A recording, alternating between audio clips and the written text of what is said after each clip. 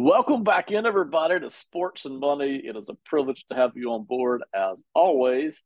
I'm Ben Parker. I'm especially excited about tonight's video. I've been working on it for a few days, thinking about it for a few weeks. So most of you know Dak Prescott. It's right in the middle, of course, of a big controversy, if you will, in Dallas about whether or not to give him a whole bunch of money. And I honestly really do think that Dallas is going to put this together. I think they've waited and waited to do it because they weren't sure what they wanted to do. I think they're trying to put together some big pieces of the puzzle, and I'm not sure they're all going to fit. But I figure that they're going to land on keeping Dak Prescott. And even though I have my own feelings about that, I do figure that's what's going to happen. But tonight, we're working in the area of random speculation, and it's the off season, and Prescott doesn't yet have a contract here for the Cowboys. So as far as, 2025 and beyond. So tonight we're going to spend some time looking at if Prescott were to go all the way through this season and into next off season and is a free agent and the Cowboys have decided to move on or he's decided to move on, what teams might be interested. So that's what we're going to cover tonight in rather lucid detail. It's not a discussion about how much money he will make. I think we all know he'll make a lot, and it should be it probably will be at the top of the market. So I'm not here to tell you how much money he should make or how much money he will make. That's not really the point of the discussion tonight. It's just more of how many teams will be interested and which teams. So that really is exciting. It's just a fun thing to do in the off season. We are all just a few weeks away now from the regular season. So we're looking forward to a lot of NFL football and actually watching the stuff on the field. But in the meantime, we've got Dak Prescott to talk about and the Dallas Cowboys. They provide us with a whole lot of things to get into. So all kinds of possibilities here. I'm working off of Excel tonight. Let's get into it. Here's my list. I've got all 32 teams on here, including the Cowboys, who I do think have the best chance. Obviously, they've got the best chance to keep him, but I actually think that is going to happen. So let's work our way through each team. And again, you will all see it the same as I do. And in fact, even if we all agreed on what these teams think about signing Dak Prescott next offseason, even if we all agreed, it's a moving picture, right? Some young quarterback looks great. A team isn't interested. Another young quarterback looks awful. A team that we thought might not be interested all of a sudden is.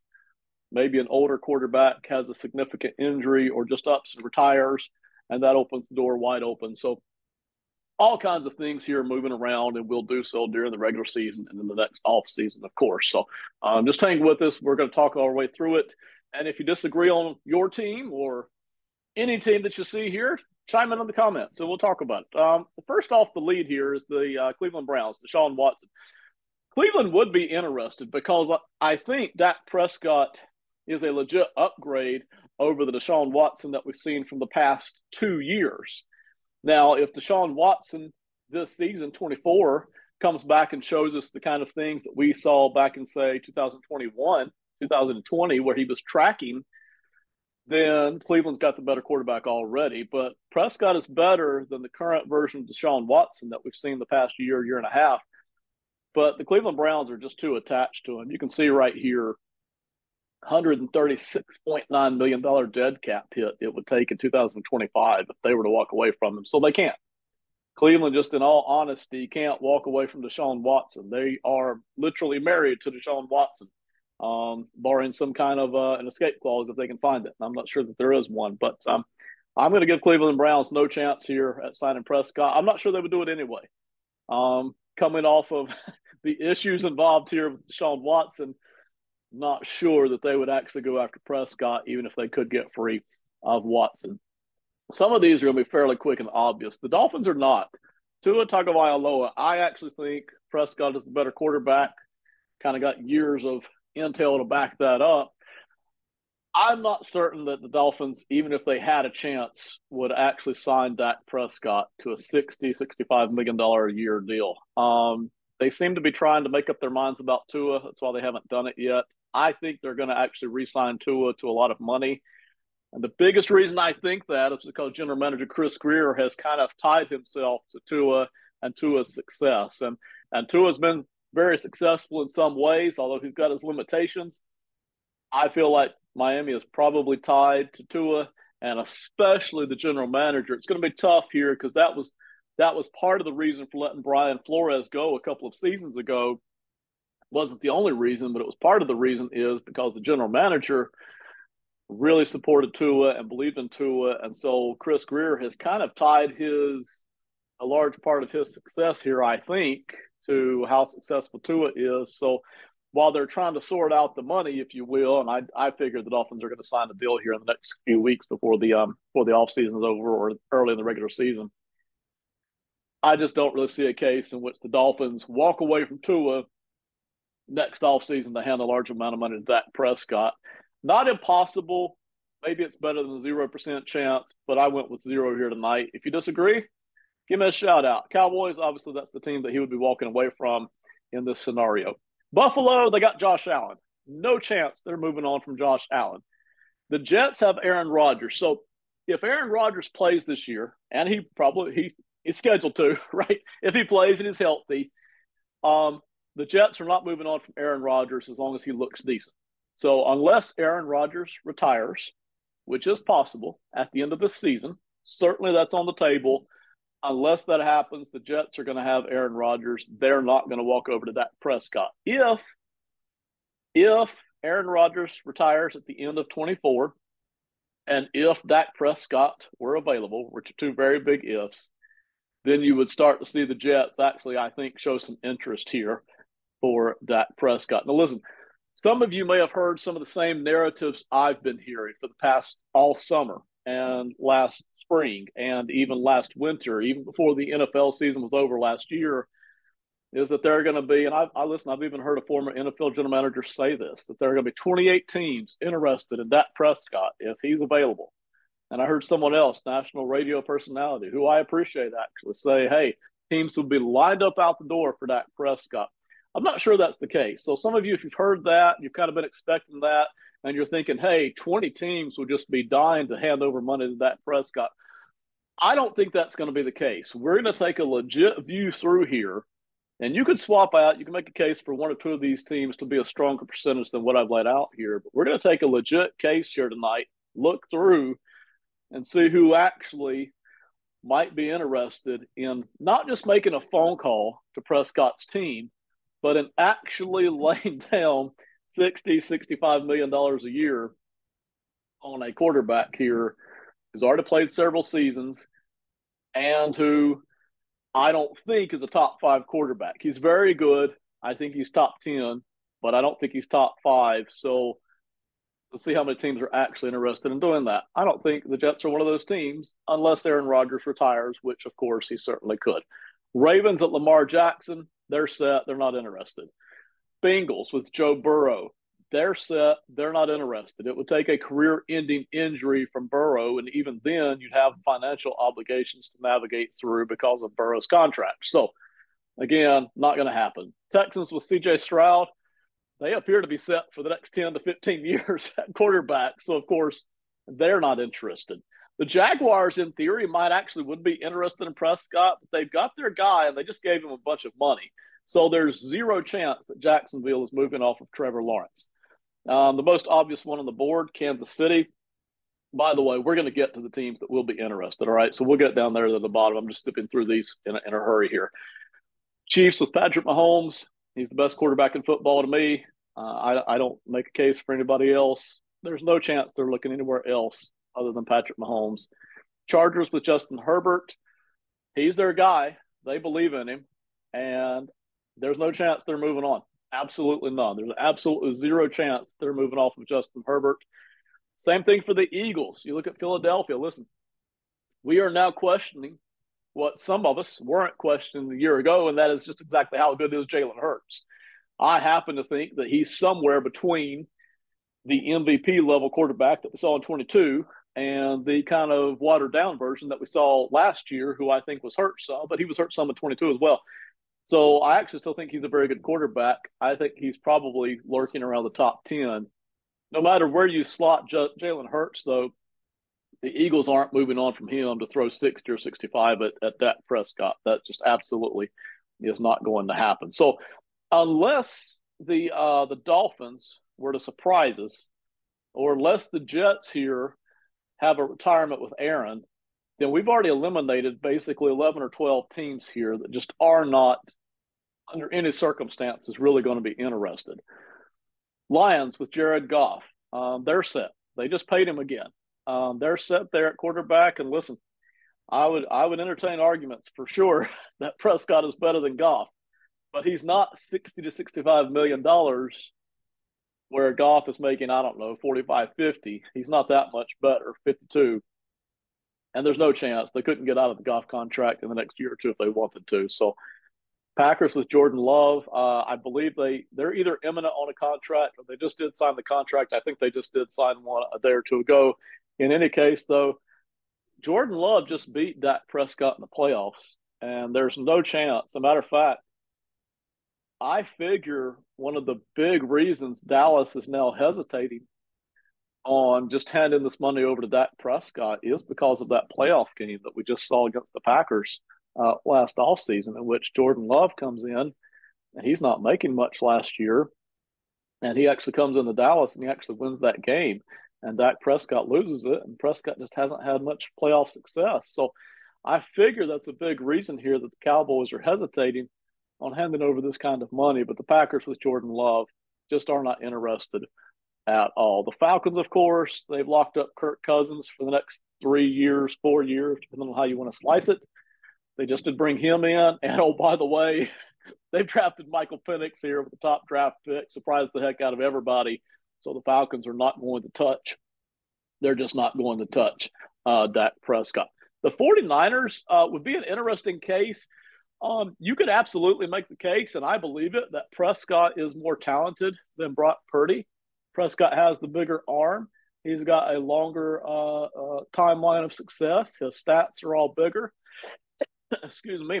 So you can make the case, and I believe it, that Prescott is better significantly than Purdy.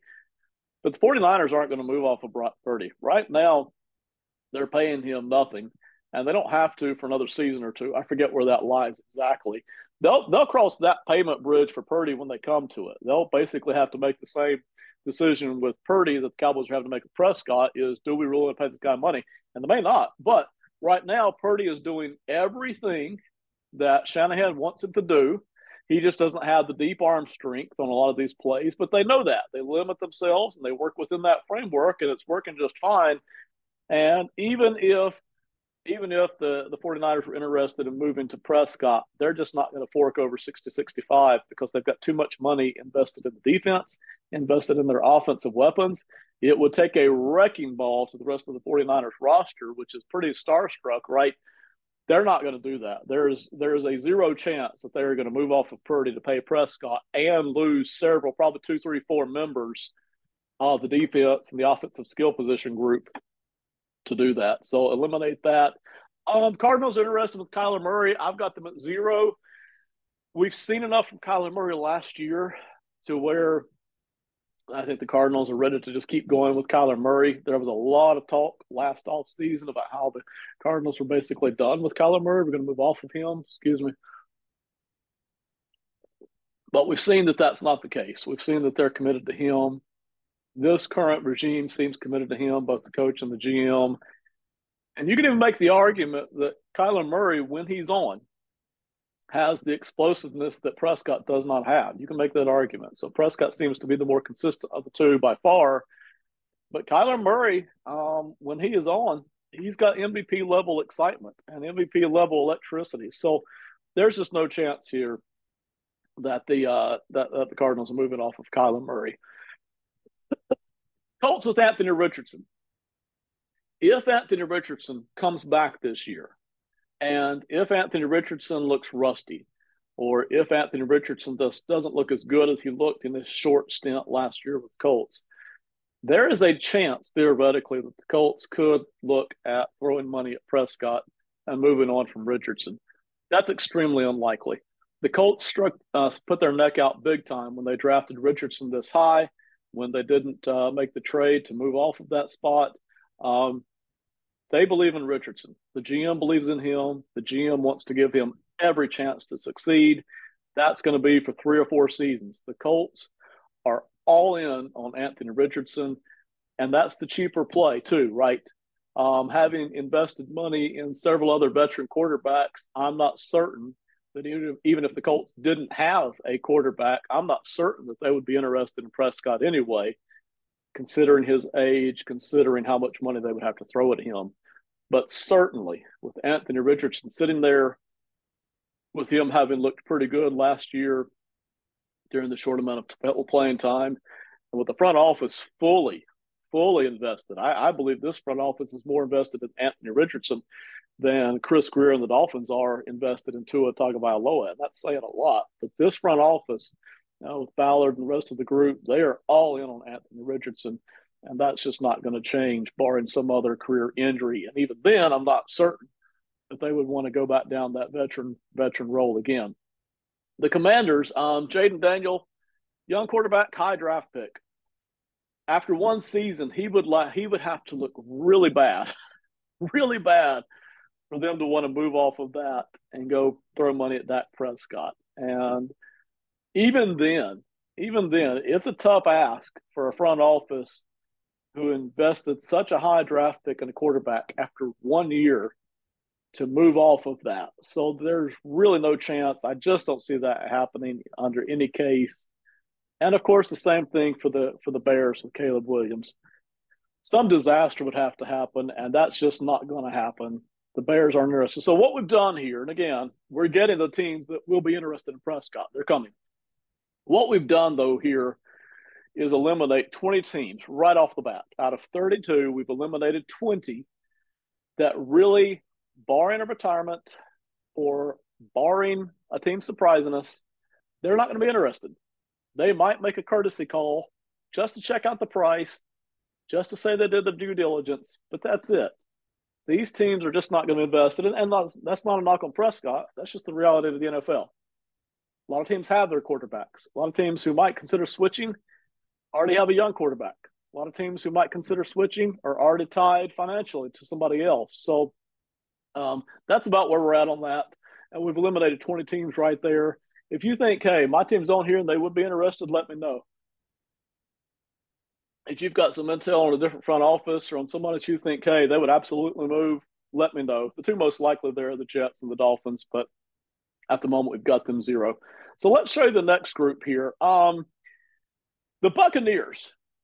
The Buccaneers would absolutely, totally, 100% be really interested in Dak Prescott in 2025 if he were available, if they hadn't already signed the Baker Mayfield contract. But he's going to have a $33 million dead cap hit, not this offseason, next offseason in 2025. So for them to sign Prescott to a $60-65 million deal, they could soften that first year, right? They could soften that cap number to allow for this. Let's say they want to move on from Baker to Prescott. Got no problem with that. Who wouldn't? Who wouldn't want to move off of Baker to Prescott? Who wouldn't want to solidify their position when the Tom Brady years were so successful? And Prescott's no Brady, but Prescott's better than Baker, right? So who wouldn't want to do that?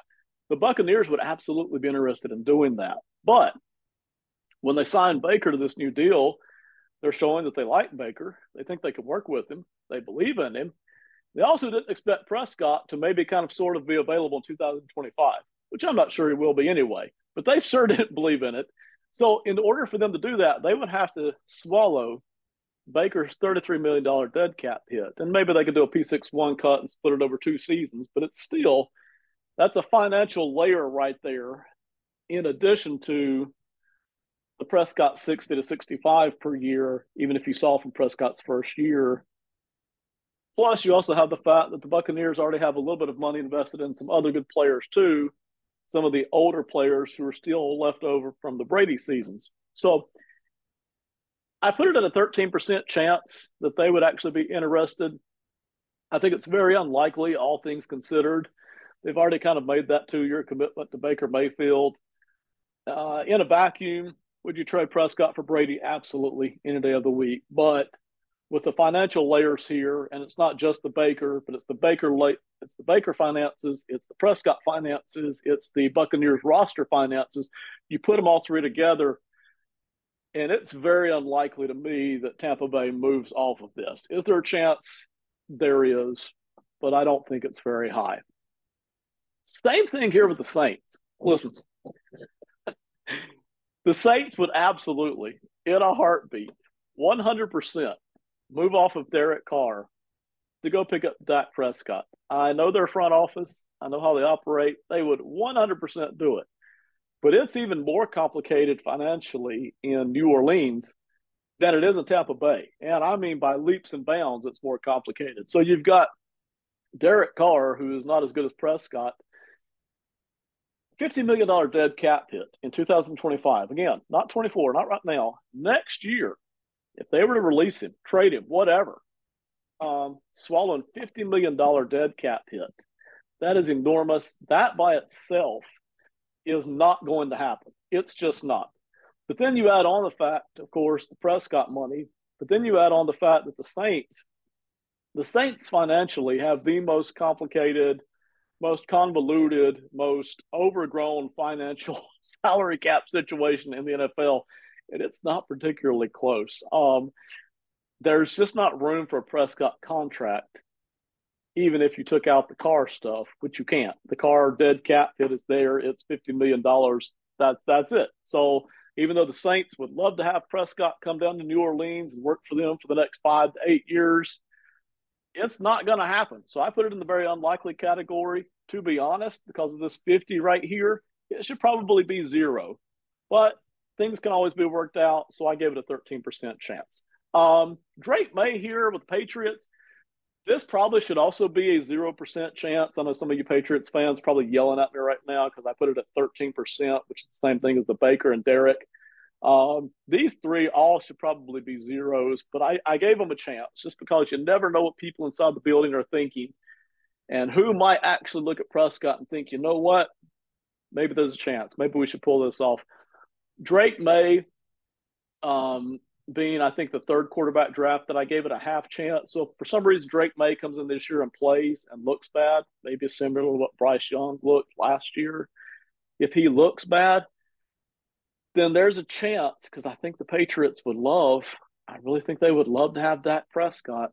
I think there's a chance that they would actually move off of Drake May if he looked bad in year one and if Prescott were available, because the Patriots don't have those financial obligations. They're not financially tied to anybody that would hinder them if they really wanted to give Prescott. And I think they would. If they hadn't drafted Drake May this year, let's just say they had still maybe a Bailey Zappi or, another kind of a bridge quarterback.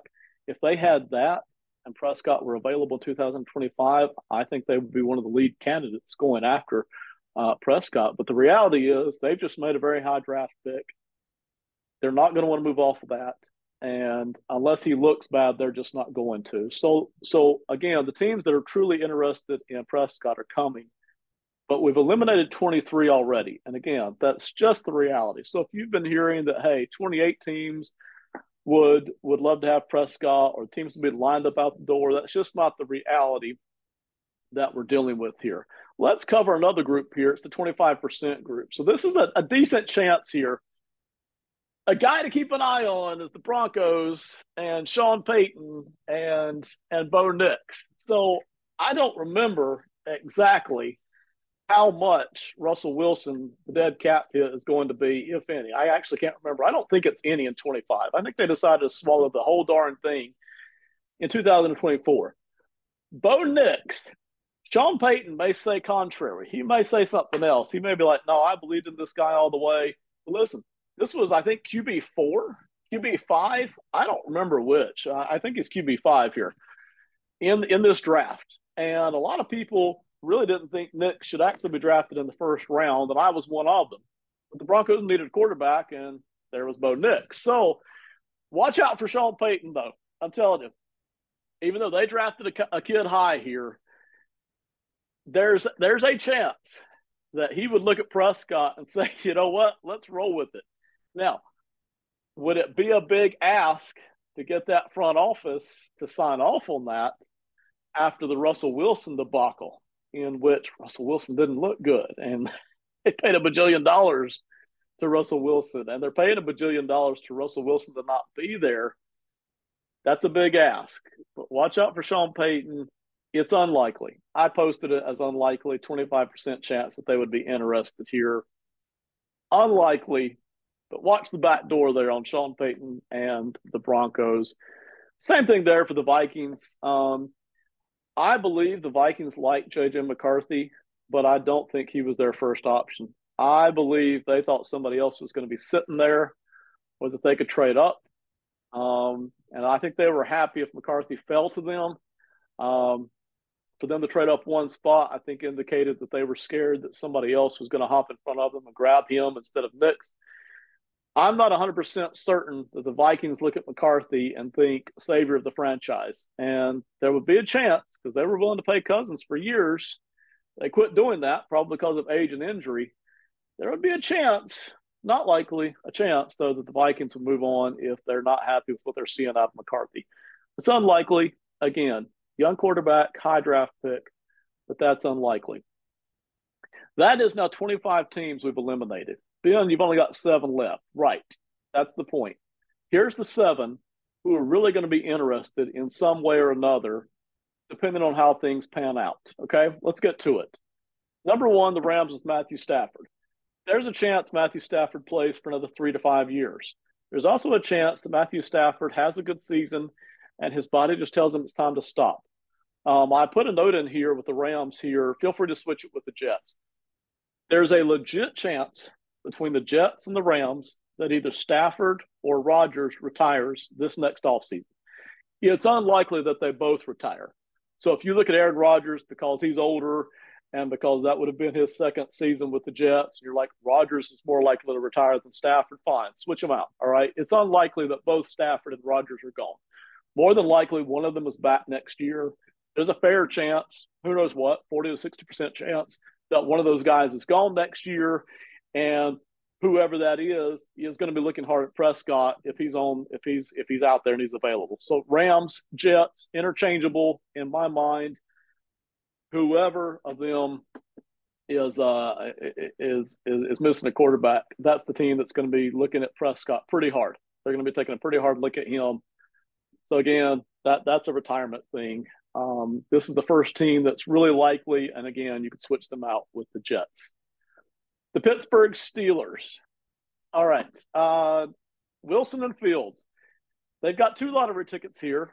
One's an old guy in Russell Wilson. One's kind of a retread with Justin Fields.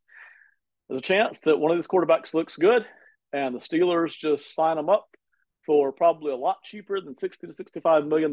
And, the Russell Wilson thing probably wouldn't happen contract-wise, but Justin Fields, if Fields gets to play this year and if Fields looks good, then maybe they pull off some kind of a Baker Mayfield contract with Justin Fields and they just move forward with that. There's also a very real chance here. Mike Tomlin just re-upped in Pittsburgh. I don't know how much more Mike Tomlin is going to keep wanting to work out with retread quarterbacks or youngish quarterbacks who weren't top of the draft. I don't know how much more that's going to want to happen here. I feel like, and you Steelers fans can holler at me here and let me know how you feel about this. I feel like there's a very, very strong possibility here, 50% chance at the moment. That's just because they got 2 guys here that they're taking a look at. Very strong chance here that the Steelers would seriously consider throwing that kind of money. Now, if they pay 60, 65 to Prescott in 2025, you can say goodbye to parts of that defense, okay? They're not going to be able to pay everybody on that defensive side of the football. I heard a general manager, and I've said this before, I heard a general manager say a few months ago, well, we can't actually know which players we've lost due to this large contract that we've taken over. The heck you can't. You can always, rather easily, draw a direct line from the very, very large quarterback contract that you've signed over to the linebacker you lost, the defensive tackle you lost, the safety you lost, the interior guard you lost, the wide receiver you lost. It's not hard to find. If the Steelers were to go that route, they would have to let parts of that defense go, and that's not easy to swallow. But I figure Tomlin and the Steelers would be seriously interested. How far would they be willing to go? Would they go all the way? Would they be aggressive? Would they chase it down? I don't know. But behind closed doors, if Wilson and Fields, neither one of them has a good season in 2024, And if Prescott is sitting there, I got to think that the Steelers would be part of the group. You might say they're just not going to pay him that much money. Maybe not. Maybe this front office wouldn't do that. Maybe the ownership wouldn't do that. I got to think, I got to think Mike Tomlin would be interested, man. I absolutely got to think it. The Titans, Will Levis. There is every chance. There's every chance that Will Levis has a decent season. He was decent last year at times. In fact, had a couple of really good games, right? There's every chance that Levis for the Titans has a decent year. They've got a couple of guys for him to throw the football to now, and that the Titans keep him and just move forward with him. It's also possible that Will Levis looks kind of average, and in fact, out of a 4-team division, which I think everybody in that division has a young-ish quarterback, it's entirely possible that if Levis has an average or subpar season, the Titans look at him and go, you know what? We're 4th best out of 4 young quarterbacks. We might be the worst in the division for the next decade quarterback-wise. Let's go throw some money over at Dak Prescott and bring in a guy to compete with Anthony Richardson, C.J. Stroud, Trevor Lawrence. That's a real chance. And the Titans here are maybe the first team that I think would be very aggressive in going after Dak Prescott. And again, it's not the amount of money we're discussing. All you need is one team to be interested to get you the money you want. 2 would help. There will be more than 2. So Prescott's going to get the money that he wants pretty close, give or take a couple of million, right? Titans would be aggressive. They would add, if Will Levis is average, he's going to get this full season next year to show what he can do. If he bangs it out and he looks fantastic, they're going to move forward with him. If not, in a heartbeat, I mean in a New York minute, they would drop him or leave him on the roster and pick up Dak Prescott. There is no question about it. Panthers here with Bryce Young, it's real simple. Same thing as with Will Levis. If Bryce Young is having a good year and they see the improvements they want, what you would expect maybe out of a second-year high draft pick, then they'll keep him. If he doesn't, they're going to move. They're going to move quick. And if a guy like Prescott is out there available, the coaching staff and the general manager would probably be all in on Prescott. At that point, it would just be a matter of convincing ownership to support that kind of a contract. All right, that really would be. It's not a matter of cap space at that point. If the GM and the coach are in, it's a matter of convincing ownership to kind of lock up that kind of money as part of the salary cap for the next 5-8 years, whatever they end up signing. Panthers would be aggressive, I think, if GM and coach could get the owner to sign off on that. The Raiders, this is a 75%er here. The Raiders have Gardner Minshew and Aiden O'Connell. And my opinion is, even if one of these guys has a pretty good year, they're just not the future. It's really difficult for me to believe that the Raiders look at either one of these guys, and O'Connell's the younger guy. I just struggle because of arm strength and quarterback limitations here. I really struggle. Listen, even if the Raiders somehow put together a 9-8 season and Minshew or O'Connell looks decent, maybe they throw for, 3,400 yards and they have a TD interception ratio of 20-12, something like that. The Raiders would be interested in Dak Prescott. Derek Carr era notwithstanding, they've had so many bad quarterbacks come through there. If they could pull in a guy like Dak Prescott and just support him on the offensive side of the football, I absolutely believe that the Raiders would be trying to do that. Again, it would be a matter of convincing ownership to go with that.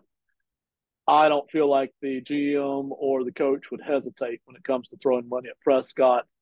The Raiders here would really be one of my big ones here. The Giants, they're paying Daniel Jones. They already wish they weren't doing that. He's there. I figure he has a decent season, but after this year, I forget what the DC is on him. But in my head, it was small enough to where it wouldn't be brutal. And I apologize, I don't have that number up for you.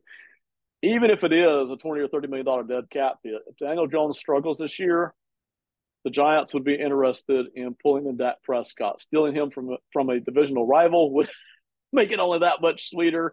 Again, you can make the argument that maybe ownership isn't going to be interested in all of these teams in all of these cases, but the Giants would absolutely be interested here in pursuing that. The last team here is the Seattle Seahawks. It's Geno Smith. Geno Smith has been fine, competitive, at times even above competitive. There are weeks where he shows up very well. But then you get him up in some of the bigger games against some of the better defenses, and you can see the limitations. So you can see the mobility limitations in terms of compared to other quarterbacks. And then you can see the arm strength limitations compared to, again, in terms of other quarterbacks. So week to week, Geno Smith makes them competitive, but they won't listen. They would not hesitate if they felt like Geno Smith. And listen, you've also got the age thing with Geno Smith. So Seattle would absolutely be interested. These are my most three likely teams here: Raiders, Giants, and Seahawks. They would absolutely be interested. So what we've done here, I'm fixing to go to a chart here before we shut this thing down. I've just eliminated all the teams that I gave a 0% chance to. And again, if you want to throw Miami in there, by all means. I just struggle. I figure if they don't want to pay Tua, they're probably not going to want to pay even more money to Dak, which means they're probably going to draft somebody. So that's where I'm at on that. And again, if you're like, no, Aaron Rodgers is gone, well, then just substitute them for the Rams. So we've eliminated all these teams, and that brings us over to our chart tonight. This is the pie chart. What I did in a pie chart, of course, you've got 100% chance availability. So forget all the 15% and the 25s and the 75s you saw in the previous chart. If we take the teams that truly might be interested, so it's the Raiders, the Giants, the Seahawks, who I think are the most interested, the Steelers and the Titans, who I absolutely think they would be interested, the Panthers, if Young isn't working out, would be interested, the Rams if Stafford, and then you have these 5 teams here who I gave a slight chance to. This is the way the pie chart divided up. Some of these teams' chances start to go way up when you start to think about just how likely the scenarios are. But again, it's the Raiders, Seahawks, and Giants at the moment, based on the information we have right now, being willing to move off of their quarterbacks. The Raiders would be the most likely to move off of their quarterback, and the most likely, I think, to try to throw money at Prescott. The Giants, again, moving off of Daniel Jones, I think very likely. The Seahawks, I don't think they would hesitate to move off of Geno Smith if Prescott were available. And the Steelers are trying out this 2-quarterback thing. That's probably not likely to work out, even if it did. But these are the teams, all right? It's these 6 or 7, all right? It's the Raiders, Giants, Seahawks, Steelers, Titans, Panthers. That's 6. And then the Rams or the Jets. It's about 6 or 7 teams. It's not 14. It's not 20. It's not 28. Maybe 20 teams make a call to Prescott's agent and say, hey, what's the price tag? Most of them already know the answer. And most of them, by far, are not going to be interested in that. They're going to keep the guy they've got, the situation they've got, the finances they've got. Okay? And in reality, out of these 6 or 7 teams, you could probably eliminate one, whoever's got the first pick in the draft, because whoever's got the first pick in the draft is probably, or the highest pick in the draft out of a team that needs quarterback, is probably going to be looking at Shedeur Sanders out of Colorado, or at the quarterback out of Georgia, Carson Beck. Probably at least one of those quarterbacks is going to have a year good enough to where an NFL team is going to say, you know what, let's skip the $60-65 million to an older quarterback. Let's skip that. Let's invest a draft pick because it's just so much cheaper. So in reality, although you may have 20 teams call his agent, and his agent may say, hey, we had 20 teams call, in reality, it's going to be 6 or 7 teams with a legit interest. And by the time you cancel out whoever wants to draft the number 1 quarterback in this draft, it's probably 5 or 6 teams that would actively be engaging in Prescott. And then at the end of the day, you're probably going to have 2 or 3 teams who are going to be aggressive about that. And that's going to drive the price up a little bit. And somebody is going to get Dak Prescott if the Cowboys decide not to. So that's about it for the night. We've covered a lot of different things here, but I appreciate you listening and hanging on there. Let me know in the comments. I'd love to discuss it. If you're a troll, just hush, I guess. We know how to handle trolls on here as well. But listen, if you legit see something different, let me know, especially if it's your team. You're like, hey, my team just wouldn't be interested, or hey, my team would be interested, or I'd be interested if I were the general manager. Let me know, and we can talk about it because I'm sure we'll have more Prescott conversations coming up. Again, my final analysis is the Cowboys probably keep him. I really think that they've been trying to figure out different ways to maneuver the cap. At the end of the day, even though I do think it's going to be difficult for the Cowboys to keep Prescott and ever really get close to a Super Bowl. He's a good quarterback, and they're selling a lot of tickets, and they're selling a lot of jerseys, and they're winning a lot of regular season games, and playoff success notwithstanding the lack thereof. I figure the Cowboys ultimately are going to be fairly happy with just keeping Prescott. It is the safe thing to do, if you will, by just keeping him for the next 5, 6 years and go ahead and giving him the money they want. All right, that's it. Thank you very much for listening. I really appreciate all of you jumping in tonight, and I hope you have a great one. And we'll see you next time here on Sports and Money.